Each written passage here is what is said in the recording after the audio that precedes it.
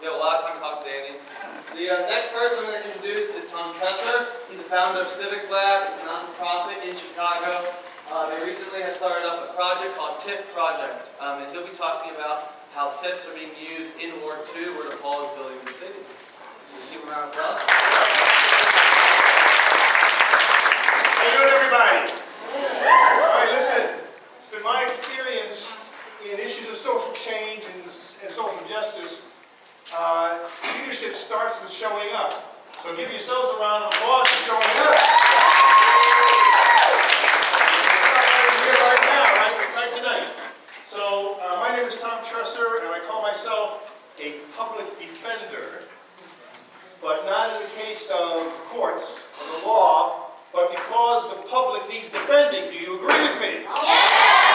What are we talking about public? We're talking about public education. We're talking about public housing, public health, public parks, public libraries, public transportation. All these things are under attack in this city right now, and in America and across the world. The very concept of public is under threat. It's become a dirty word.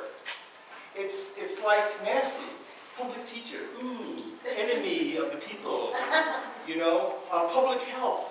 What is that? Public housing, let's destroy it. Public parks, let's destroy those. Public libraries, let's privatize them. Public schools, let's get rid of those too. What is going on? Well, my presentation here is just a small piece of this larger puzzle.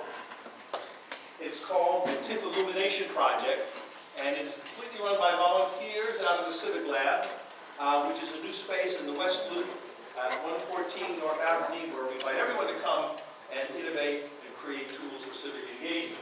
So let's talk TIFs, shall we? So first, the big picture. The video was great, and it gave us a little sense of what the TIFs are. I want to make sure that we really are grounded in this concept because it is a big deal in the city of Chicago. So TIFs are designed to make development happen in these so-called blighted communities. But honestly, we could spend the rest of the night just talking about who blighted who. You know what I'm saying? We have a history of the city of redlining. We have a system in the city of exclusionary practices, of predatory lending, and other things that have caused certain communities to be disinvested, while other communities get the benefits of investment. But nevertheless, this program is set up to take advantage of this somewhat spurious term.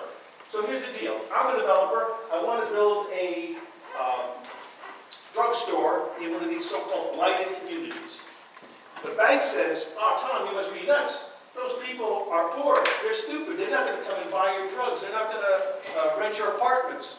They won't come into your store. So it's very risky. So in order to lend you this money, it's going to be like 30 points. So I'm the developer. I says, I can't make my project work. I need some help. Mr. Mayor, can you give me a bunch of money or a bunch of land to make my project work? And then I can build my drugstore, my housing project, my whatever, in this blighted community, and the people will come and we will prosper. And that's what the TIF program is designed to do. Two important points. This concept of blight, meaning investment won't happen in that community without help. And two, but for the subsidy, the project wouldn't happen. But for the subsidy, the project would not happen. So here's a real TIF that's on the north side that recently expired in North Carolina. And when the TIF is created, they draw this line, and they take a snapshot of all the properties inside the line, and they determine how much property tax those projects are given out. So if you saw the video, that was the chunk of ice, the frozen value. That's how much property tax these guys are paying right now when the TIF is created. And then the development happens. So I built my project over here. And now it's the first year of the TIF, and we have that frozen value, whatever those properties are paying, plus an increment. Because now there's some new property and there's some new valuation. That increment is what goes into the TIF bank account. The base stays flat, and who relies on property tax for funding in the city of Chicago? What units of government? Just shout it out. Public library. School, libraries. City. Schools, city. Parks, libraries, right? County of Cook. Those those are the units of government that rely on property tax, perhaps unfairly. Some people have said that we should be funding our schools through other means, but nonetheless, in the state of Illinois, there is an undue reliance on property tax for education. And so we must be aware of anything that takes $1 off the table from our units of government. Are you with me? You take $1 off the table, that's $1 less that the schools, the libraries, all these things that you just named correctly cannot use. So we must be wary, we must be mindful of anybody who's putting their hand in that cookie jar of property taxes for whatever reason they say.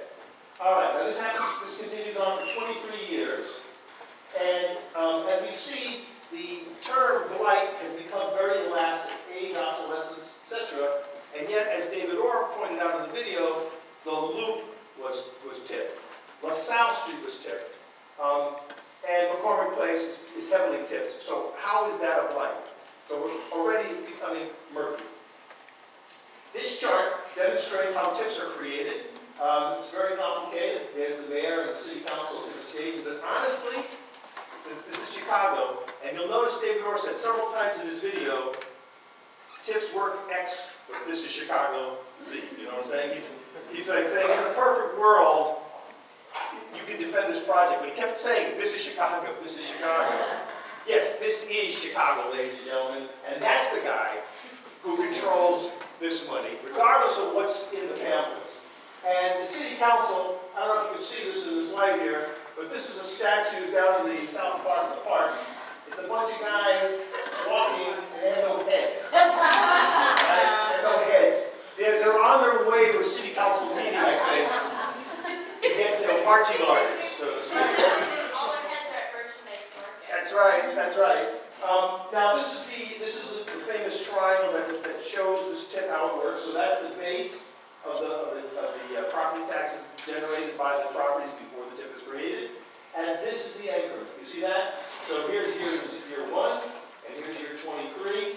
So you can see, as more development happens inside a TIF zone, property values go up, new things are being built. The TIF district captures all this. Another way to put this is for us, this is for the mayor. This is for us, that's for the mayor. And it gets to be quite a large sum of money. In Chicago right now, there's 154 TIF districts that take up about 32% of the land. No other city in America, ladies and gentlemen, has anything like this that we got here. And this is Cook County. They're all over the place. About 90 municipalities have TIFs in Cook County. This is the straight line number going up from the early 1990s. Now, what happened politically around 1991? Daley got elected. That's right. And I would say that someone inside the Daley administration figured this thing out pretty fast. And it's a 45-degree angle straight up for both the TIFs in Cook County, which is this, and the TIFs in the city of Chicago. This is the revenue, straight up. Even in a down economy in the 2006-2007 time period, these guys pull in about $500 million every year. That's property taxes the TIFs are extracting every year, about $500 million. So here's the latest numbers for 2012. The city of Chicago TIFs took $457 million, and the other 83 municipalities outside of our boundaries, but still in the county of Cook, took $266, grand total of $723 million in 1 year for the county of Cook. Since TIFs were created in 1986, they've taken $5.5 billion. That's just from the city of Chicago. Grand total, all in, from Cook County since TIFs were started, almost $10 billion. And it's a fair question to ask, what happened to all that money? That's your money, that's our money. It's not magic beans, it's property tax dollars. Now, with all this money on the table, you would think that it would be on your property tax bill. Now, some of you here are not yet property owners, but you may soon be. And for those of you in the room who are property tax owners, let me tell you that you would be very surprised. So this is a real tax bill from a lady in Englewood, and she lives inside the Englewood neighborhood TIF. So she looks at her property tax bill, and this particular bill, she paid $2,045. That's how much she paid on this bill. And here's all the guys who got it. And as you guys pointed out before, the number one person sitting on this money is right here, the Board of Education, $1,050. Okay? So that's the deal in many places in America. Your property tax is what's funding education. And for myself and my wife, we are strong believers in public education. She was a public education teacher. My mother was a public education teacher in New York for 25 years, and I was on the LSC of my own elementary school in my community. We don't have kids, but we believe that strongly in public education as the bedrock of American democracy and our economy. You take away public education, it's not America anymore. Really, I don't know what country it is, but it's not America. All right, so that's the deal. And the property owner looks at her bill, and she says, well, I paid $2,000 and change, and a little over half of it went to the Board of Ed for schools. I am okay with that. That is a good thing. I'm not fighting that. I think that's okay. Except, living inside the Inglewood TIF district, it's a lie. So, right here, there's the Inglewood TIF. It shows on her property tax bill. Look, it's got a bunch of asterisks. Over here it says 0. What am I to make of that? I live in something called the Inglewood TIF district, but I guess it's nothing to worry about because it's 0. Okay, move on. But, multiple choice question right now. What is the true percentage that the Inglewood neighborhood TIF takes of this lady's property taxes? Is it A, 13%? Show of hands. Let the record show. Raise their hand. B, is it 24%? Did the Inglewood TIF district take 24%? We have one person who is believing that. And who thinks it's C, 54%? All right, a little more people are raising their hand. And finally, who thinks it's D, 68%? You know, you civics. Yes, it's D. 68%. So, this tax bill is lying to this lady. So 68% of $2,045 is what? A lot. Anybody got your calculator? Someone take out your calculator. What is 68%? Let's do a little teaching right here. 68% of $2,045 equals what? What? 1,400 and change? Okay. So that's how much went to Mr. TIF. And he takes his off the top. Just like Vegas. They skim off the top, and everybody else gets paid afterwards. Think of it this way. You're serving dinner to your family. You're serving, well, I don't know, lasagna. I feel like lasagna tonight. And you've got a big plate of lasagna with garlic bread and whatnot and salad. And there's your family and your neighbors sitting down to enjoy this meal. But all of a sudden, some guy comes in and he plops himself down on the table and he starts feeding his face. And he takes up 68% of your lasagna. Doesn't leave much for your family, does it? And when he's finished, he gets up, he goes away, and there's your family. What happened there? I'll just get like some crumbs left here. All right, that's what's going on here. So if the TIF took $1,400, how much is left? $2,045 minus this. What's the answer? 2,045 minus that equals what? Less than 600. Say what? 645. 645. That's how much was left to go to all these other guys. You see? That is a All right. shame. Now, 54% is supposed to go to the Board of Ed, so 54% of that equals what? 54% of this is what? $300. 3. 355. 355. Okay. That is how much money went to the Board of Education. Not 1,050, you see? Okay? What is 1,050 minus 355?